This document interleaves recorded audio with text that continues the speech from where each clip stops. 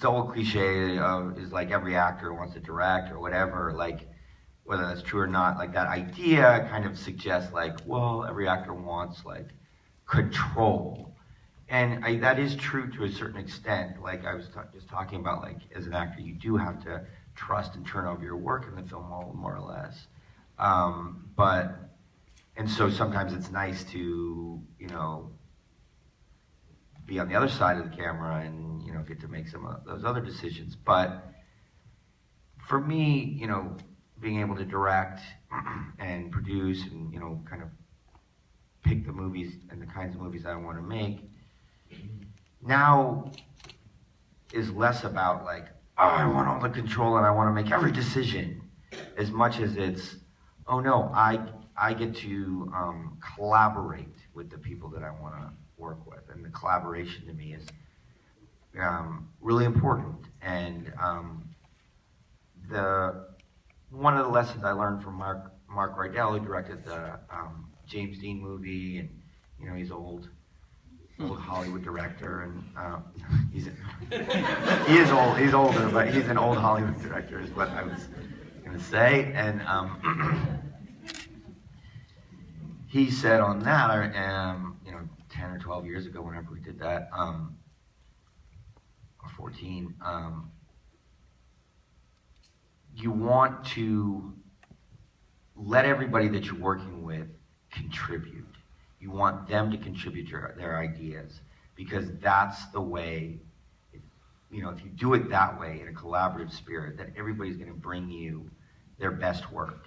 If you're the big boss and you're just sort of like telling everybody, I want it like this, I want it like this, I want it like this, you know, they'll just, you know, they'll kind of try and fulfill what you're doing, but they're not going to bring you their, you know, oh, here's my inspiration. You know, they're not going to bring you their secret things as readily as they would if you kind of have that collaborative spirit. And then in that vein, you know, Danny Boyle also said something similar, that if you're a director who demands to have what he or she wants all the time, then you just might get that, and only that.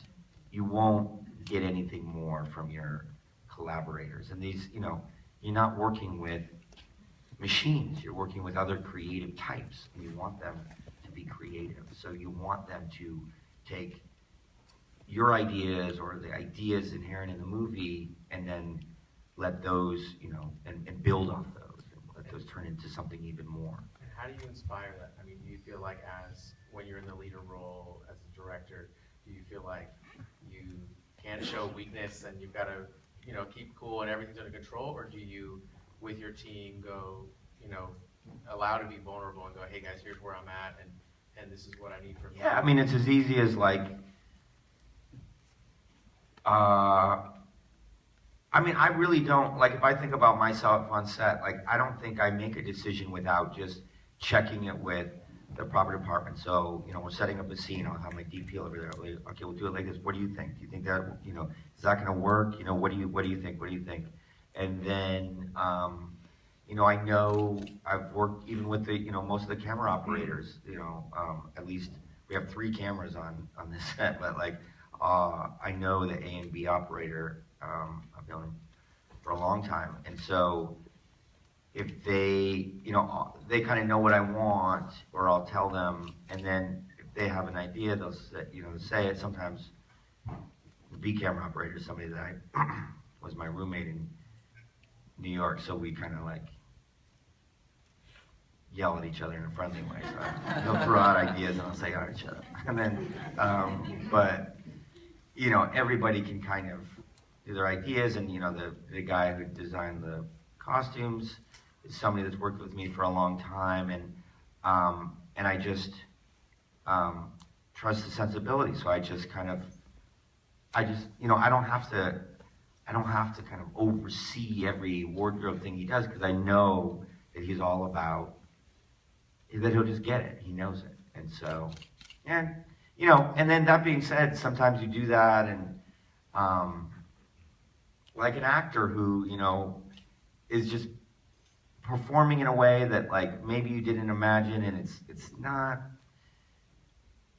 quite what you wanted. You can try to get them to, go the other way, and you just realize, like, well, this actor, this is how this is how the actor's going to play the role. And if I try to kind of yank this actor out of this way of doing things, it's just going to be kind of a stilted performance. It's not going to be as authentic as what they're doing now. So I kind of have to let this actor go with this interpretation. I can make little tweaks, but I got to let them go with this core interpretation.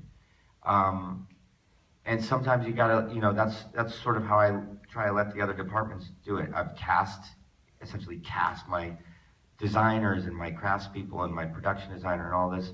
And so I kind of have to let them do it.